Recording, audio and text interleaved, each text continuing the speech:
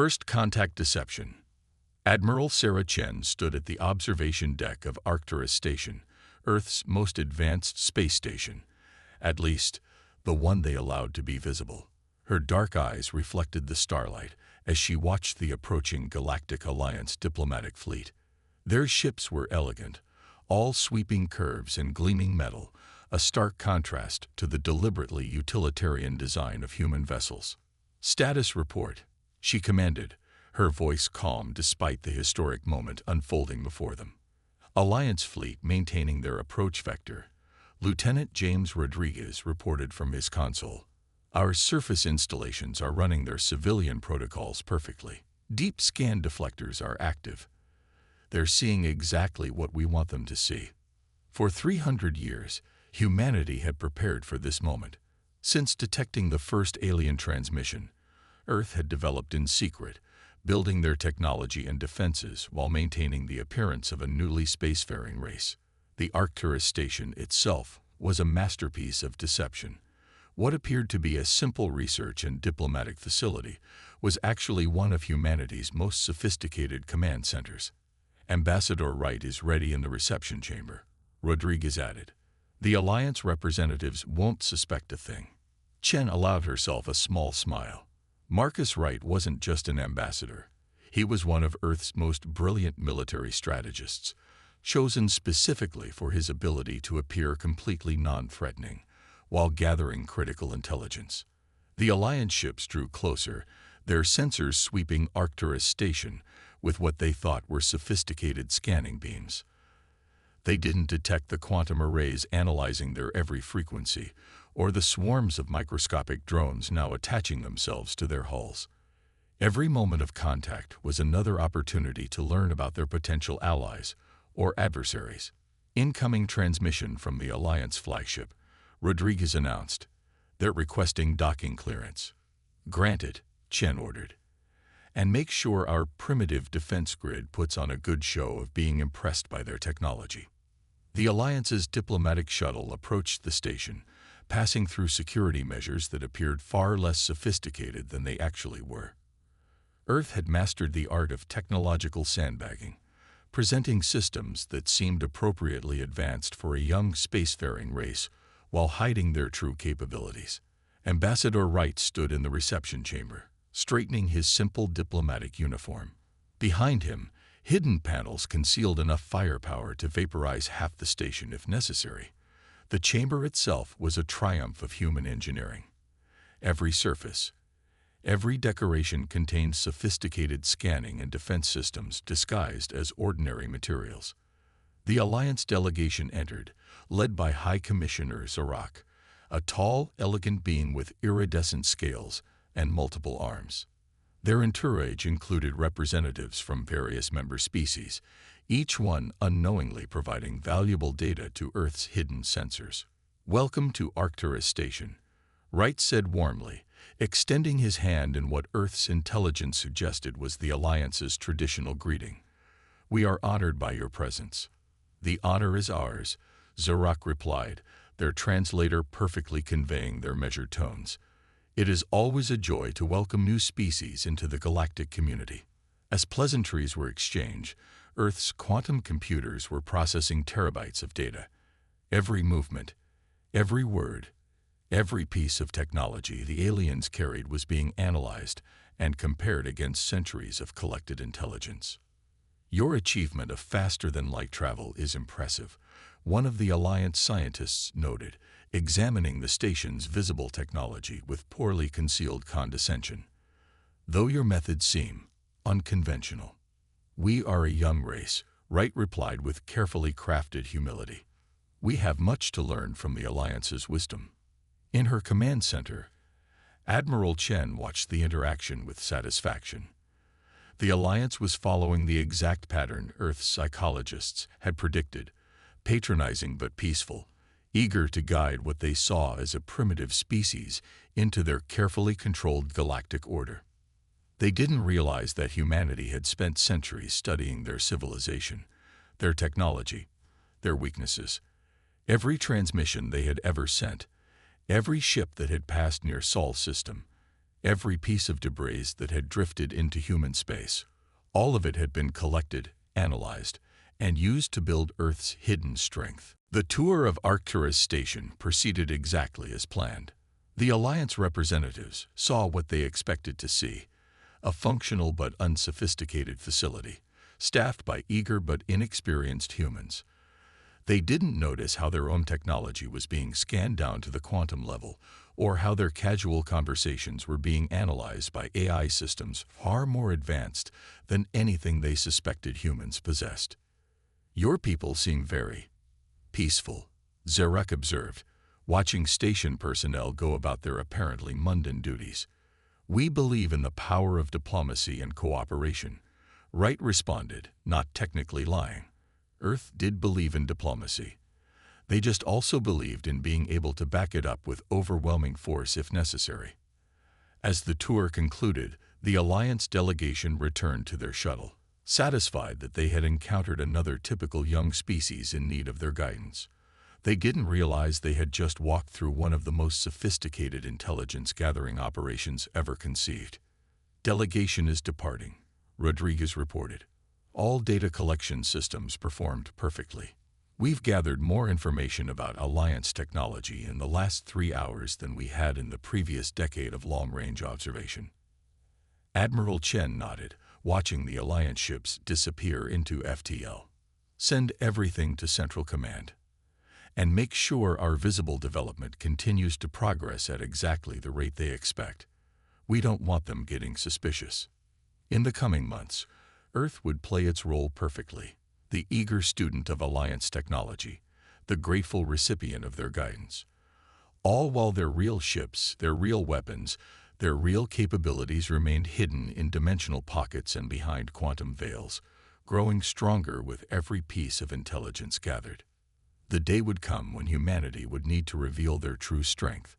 But for now, Admiral Sarah Chen was content to watch and wait, knowing that every moment of deception brought them closer to their ultimate goal, ensuring humanity's survival and independence in a galaxy that had no idea what they were truly capable of.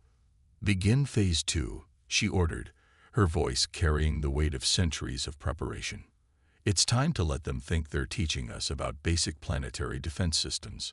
Throughout the solar system, humanity's hidden forces stayed vigilant, invisible guardians of a secret that would one day shake the galaxy to its foundations.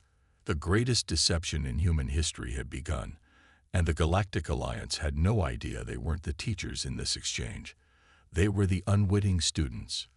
The Helios Protocol. 6 months after first contact, the facade of humanity's technological inferiority was about to face its first real test. Dr. Elena Santos watched from the primary control center of Helios Station, a mining facility orbiting Jupiter, as her sensors tracked a group of ships dropping out of FTL at the edge of the system. "Multiple contacts detected," her AI assistant, ARIA, reported. "Configuration matches known pirate vessels from the Orion Syndicate. They're not bothering to hide their approach." Of course they weren't. The Orion Syndicate, like the rest of the galaxy, believed Earth was a primitive world barely capable of interstellar flight.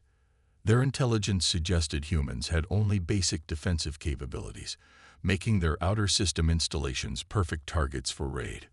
"How long until the Alliance patrol ship in the area notices them?" Elena asked, though she already knew the answer. "Approximately 17 minutes. The pirates have timed this well." Elena allowed herself a grim smile.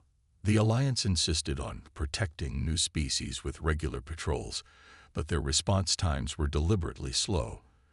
Just enough delay to prove how much young races needed their help. "Alert Admiral Chen," she ordered, "and initiate the Helios Protocol." Throughout the station, hidden systems hummed to life.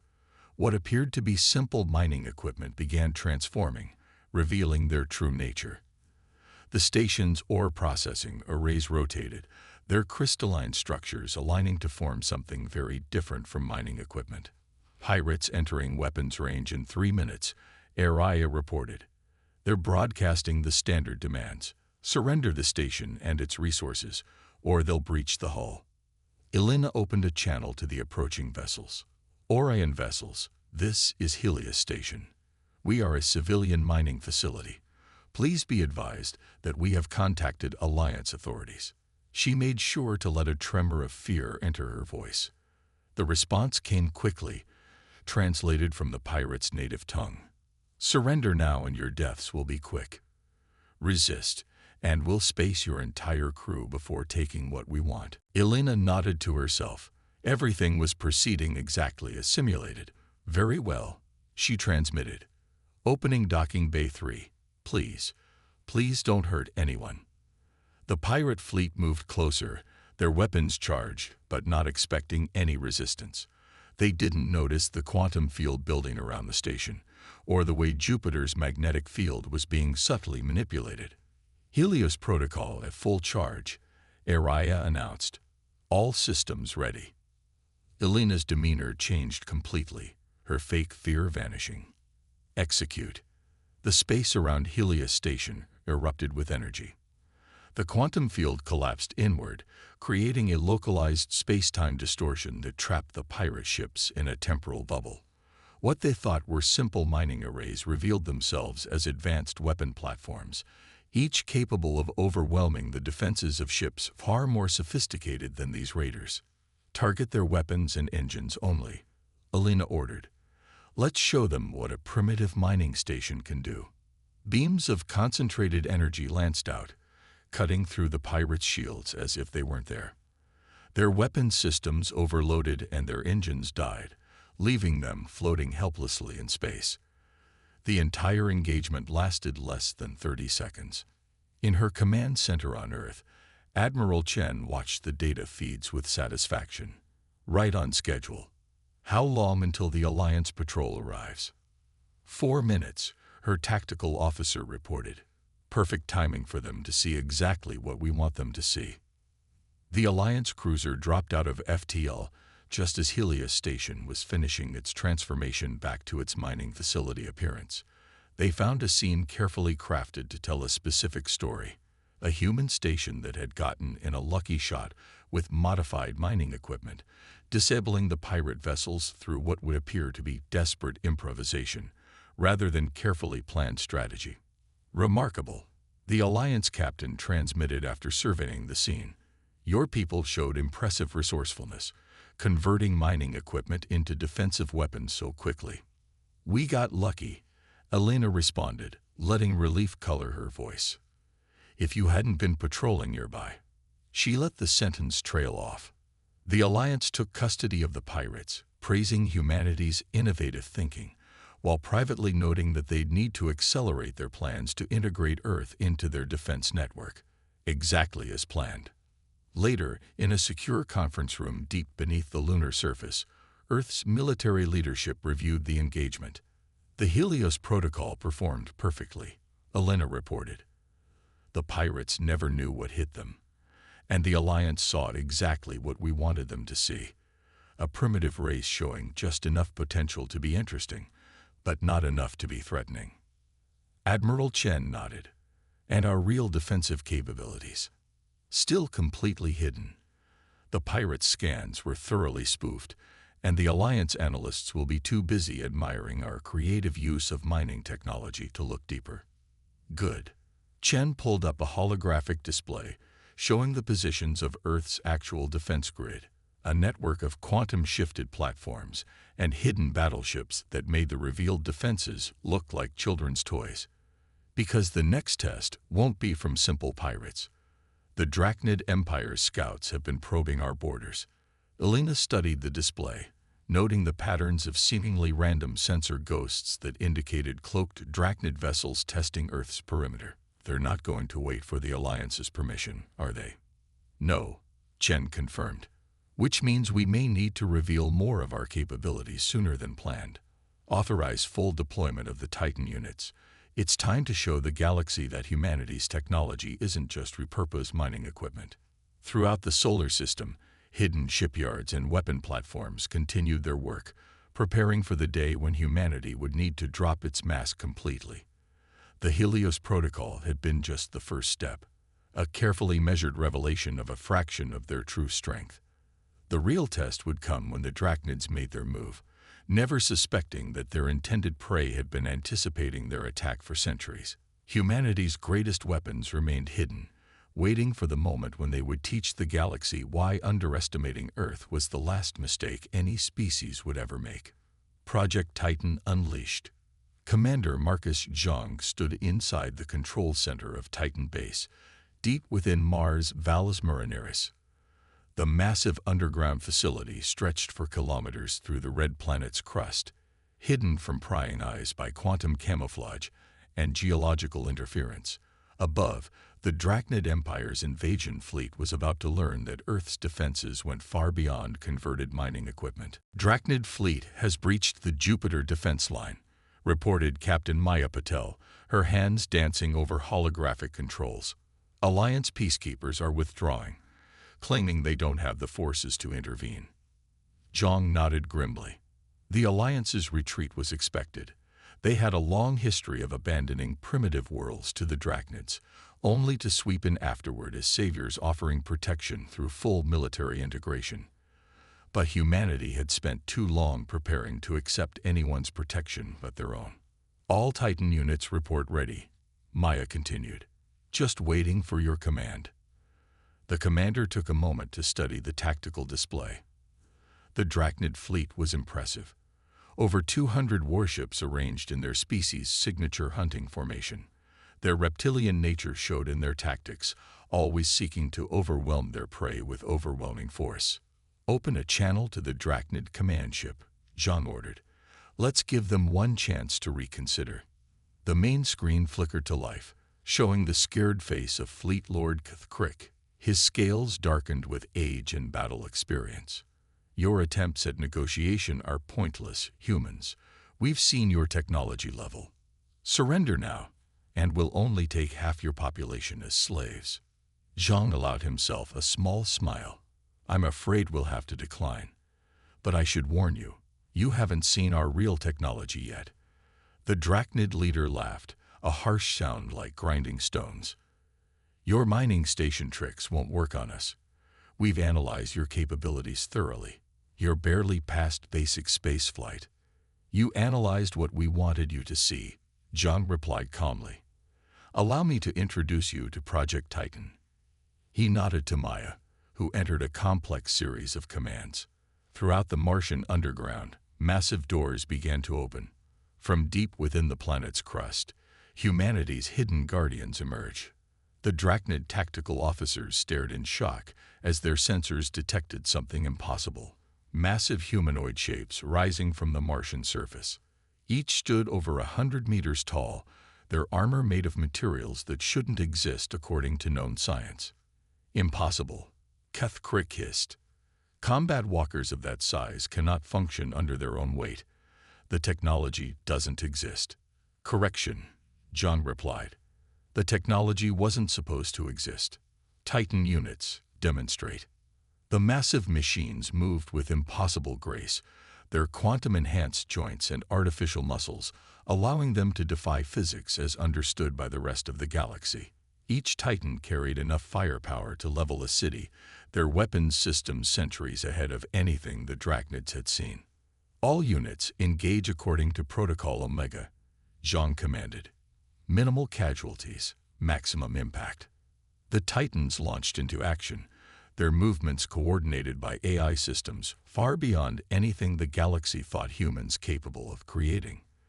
They didn't target the Drachnid ships directly. Instead, they began systematically disabling their weapons, engines, and shield generators with surgical precision. Crick's shocked expression was almost worth the centuries of preparation. This is impossible. Your species, you're supposed to be primitives. We're humanity, Zhang corrected him. We've been preparing for this moment since before we left our atmosphere. Those transmissions you detected of our first primitive space flights, carefully crafted deceptions, those simple defense stations, decoys hiding our real capabilities. The Titans moved through space with deadly efficiency, their quantum fields allowing them to phase through standard shields as if they didn't exist. Drachnid weapons fire splashed harmlessly off their armor, the energy absorbed and redirected to power their own systems. "Commander," Maya reported, "Alliance long-range sensors have detected the battle. They're sending a task force to investigate the situation." Zhang nodded. "Perfect timing. Titan units, initiate Stage 2. Let's show both the Drachnids and the Alliance exactly why humanity doesn't need their protection." The Titans synchronized their quantum fields, creating a massive energy matrix that encompassed the entire Drachnid fleet. With a pulse of power that would have been dismissed as theoretical by most galactic scientists, they disabled every system on every ship simultaneously. The entire Drachnid invasion force hung powerless in space, their mighty warships reduced to floating hulks by technology they hadn't even known existed. The battle had lasted less than 10 minutes. "Fleet Lord Kthkrik," Zhang addressed the stunned Drachnid commander, "your ships are disabled, but your life support systems remain functional. We'll allow Alliance vessels to evacuate your crews once they arrive. Consider this a demonstration of both our capabilities and our mercy." In the silence that followed, Maya's console beeped with multiple incoming transmissions. "Sir, we're receiving messages from every major power in the sector. The Alliance, the Trade Federation, even the Collective. They're all demanding explanations." "I imagine they are," Zhang replied with a slight smile. "Humanity has just changed the balance of power in this sector of the galaxy, and we haven't even revealed our most advanced technology yet." Deep within Mars, more hidden facilities hummed with power as they continued producing weapons and defenses that would reshape galactic warfare. The Titans were impressive, but they were just the beginning. A calculated revelation of enough strength to make the galaxy reconsider its view of humanity, while keeping their true capabilities still hidden. As the Alliance ships approached, Zhang prepared for the diplomatic storm that would follow. Humanity had just announced its presence as a major military power, but in a way that demonstrated both technological superiority and ethical restraint. The message was clear: Earth would not be conquered, controlled, or manipulated. The age of pretending to be primitive was over. The age of humanity as a galactic power had begun, and in hidden bases throughout the solar system, even more advanced weapons waited silently, ready for the day when they too would be needed to protect Earth and its interests in a galaxy that was quickly learning not to underestimate the human race. The Shadow Fleet emerges. Admiral Sarah Chen stood on the bridge of the EFS Nightwing, Earth's most advanced stealth vessel, or at least the most advanced one they were about to reveal. The ship existed in a state of quantum flux, completely invisible to every known form of detection. Even now, as a combined fleet from 3 major galactic powers approached Earth with hostile intent, they had no idea they were being watched. "Status report," she commanded, her voice steady despite the gravity of the situation. "Combined fleet holding position just beyond Mars orbit," Captain David Reynolds reported. 317 vessels total. Composition is mixed.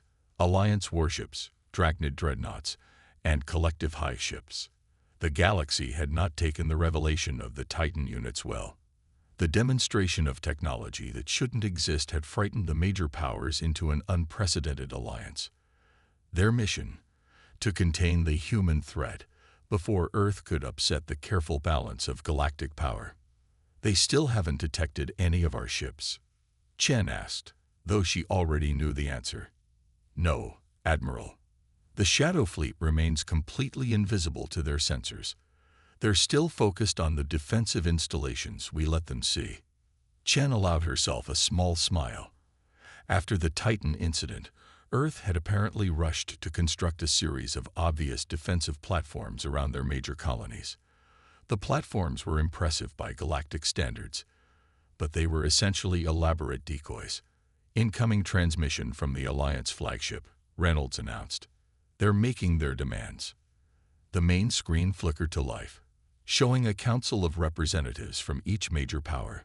High Chancellor Vex of the Alliance spoke first, his crystalline form gleaming with barely contained energy. "People of Earth," he began, his tone deliberately measured, "your recent display of military technology violates numerous galactic treaties, submit to immediate disarmament and technological inspection, or face the consequences. Chen took a moment before responding, using Earth's quantum network to ensure her transmission appeared to come from a ground-based command center rather than her cloaked vessel. Chancellor, as we explained, Earth is not a signatory to those treaties. We cannot violate agreements we never made. Your deception alone proves your hostile intent.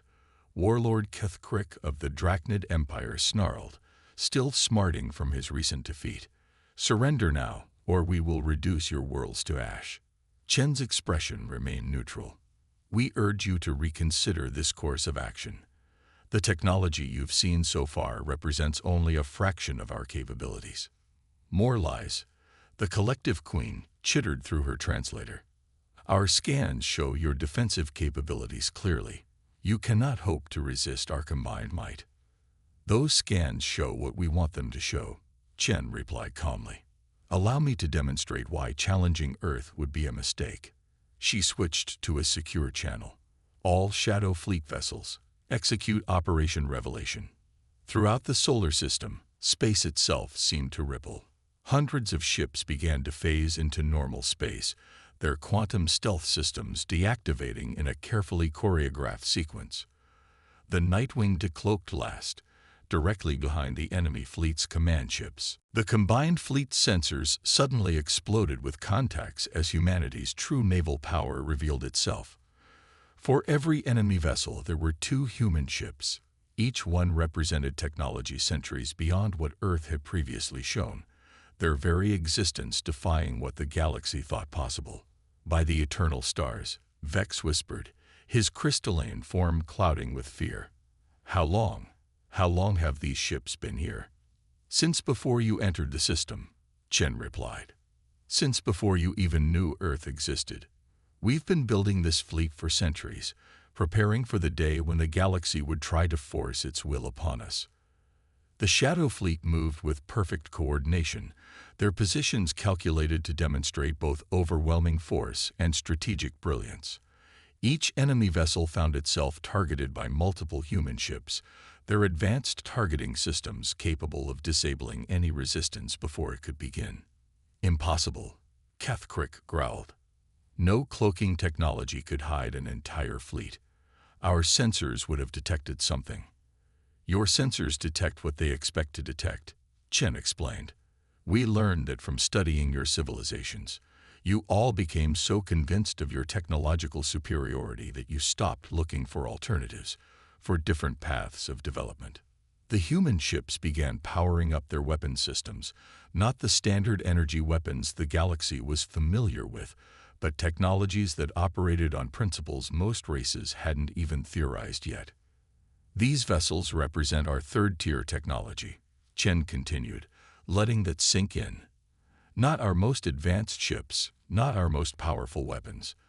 Just what we decided to reveal at this stage. The implications weren't lost on the gathered leaders. If these ships were only third tier, what else was humanity hiding? You should also know, Chen added, that similar fleets are currently hidden in quantum flux around each of your homeworlds. They'd been there for months, gathering intelligence and preparing contingencies. The silence that followed was deafening. The combined fleet, gathered to subjugate Earth, suddenly found itself completely outmaneuvered by technology they hadn't even known could exist. What are your demands? Vex finally asked, his voice heavy with resignation. We have none, Chen replied. Earth doesn't seek dominion over others. We built this fleet for defense, not conquest. All we ask is to be left in peace, to develop our own path without interference. Consider this demonstration a reminder of why that's in everyone's best interest. As the enemy fleet began its humiliated withdrawal, Chen allowed herself to reflect on the irony. The galaxy's attempt to contain humanity had instead forced them to reveal yet another layer of their true strength. And still their greatest technologies remained hidden, waiting for the day they might truly be needed.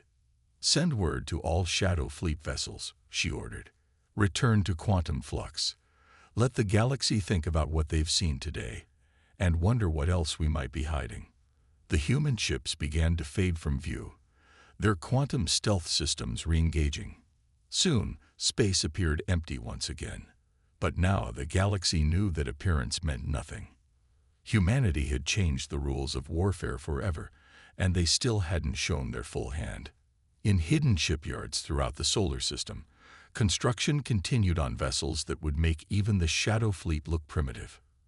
Earth was done pretending to be weak, but they were far from done surprising the galaxy. Guardians of Peace. The Grand Chamber of the Galactic Council had never been so quiet. Representatives from 1,000 worlds sat in stunned silence as Dr. Elena Santos, Earth's chief diplomat, stood at the center of the vast amphitheater. Behind her, a hologram showed the true extent of human technological achievement. Not their weapons or stealth ships, but something far more impressive. For 3 centuries, Elena began, humanity has watched the galaxy. We've seen civilizations rise and fall. We've witnessed wars that could have been prevented, species that could have been saved. Today, we reveal why Earth devoted so much effort to developing our military capabilities. A hologram shifted, showing a massive structure hidden in subspace near Alpha Centauri. This is the Sentinel Array, Elena continued. One of many such installations we've constructed throughout the galaxy. But it's not a weapon. It's a shield. High Chancellor Vex leaned forward, his crystalline form refracting light in patterns that indicated deep concern. A shield against what, exactly? Against the real threat, Elena replied. The one your civilizations have been too focused on internal politics to notice. Show them, AI. The AI that had helped humanity prepare for centuries interfaced with the chamber systems. The hologram expanded, showing something that made even the most composed alien representatives gasp in horror. At the edge of the galaxy, barely detectable even with Earth's advanced sensors, countless dark shapes were approaching. We detected them 50 years ago, Elena explained. An extragalactic invasion force of unprecedented scale. By our calculations, they would have reached the first inhabited systems within the next decade. None of your civilizations would have detected them until it was too late. Admiral Chen stepped forward, her uniform bearing the new insignia of Earth's Defense Command. Every weapon we developed, every deception we maintained, was in preparation for this threat.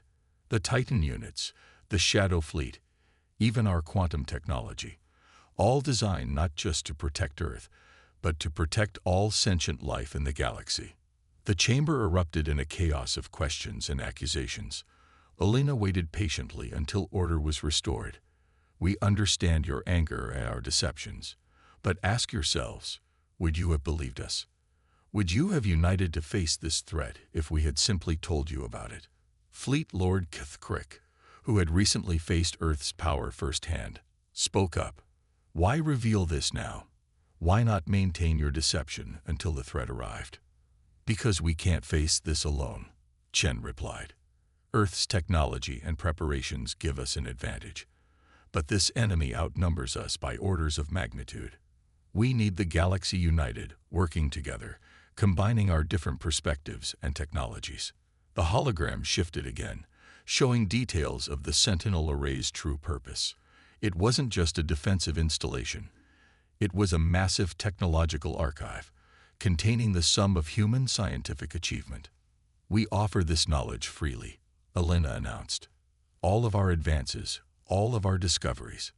Not just our military technology, but everything we've learned about physics, biology, consciousness, and reality itself. Knowledge that could transform every civilization in this chamber. There must be a price, Vex said, his tone suspicious despite his obvious interest in the displayed technologies. The only price is cooperation, Elena replied. Earth doesn't seek to rule the galaxy. We want to ensure there's a galaxy left to protect. The Sentinel Array isn't just a shield or an archive. It's a foundation for something greater. She gestured, and a hologram displayed one final image. A massive space station unlike anything the gathered representatives had seen before. This is Unity Station, Elena explained, the first of many. A place where all our civilizations can work together, sharing knowledge and resources to face the coming threat. Admiral Chen stepped forward again. Earth's military power was never about conquest or dominance. It was about being strong enough to bring the galaxy together when the time came. That time is now. The chamber was silent as the implications sank in. Humanity hadn't built their hidden fleets and advanced weapons out of fear or aggression. They had done it out of a sense of responsibility to all sentient life. We stand at a crossroads, Alina concluded. We can remain divided, fighting among ourselves until the external threat arrives to destroy us all. Or we can unite, combining Earth's preparations with your civilization's unique strengths and perspectives. The choice is yours. In the days that followed, as the galaxy's powers debated and discussed, Earth continued its preparations. The Sentinel array was joined by more installations, each one adding another layer to the defense network humanity had spent centuries creating. Deep within Unity Station, still under construction but already operational, Admiral Chen stood with Alina, watching ships from a dozen different civilizations arrive to join the growing coalition. Do you think they'll be ready in time? Alina asked, watching alien scientists and engineers working alongside humans, sharing knowledge and technology that would have been unthinkable just weeks ago. They'll have to be, Chen replied. But they won't face this threat unprepared, and they won't face it alone. Humanity spent 300 years preparing to be the galaxy's guardians. Now we can finally fulfill that role openly. Throughout the galaxy, more of Earth's hidden installations revealed themselves, not as weapons of war, but as bastions of defense and cooperation. The Shadow Fleet emerged from quantum flux not to fight, but to protect. The Titan unit stood guard not over human colonies alone, but over any world that joined the alliance. Humanity had unveiled their true strength not to dominate, but to unite. In the face of an unprecedented threat, they had chosen to become not conquerors, but guardians. And as the first waves of the extragalactic invasion approached, they would prove that the greatest power wasn't in weapons or technology, but in the unity of all sentient beings standing together against the darkness. The age of deception was over. The age of unity had begun, and humanity, after centuries of preparation, was ready to lead the galaxy not through force, but through example, as guardians of peace in a time of unprecedented danger.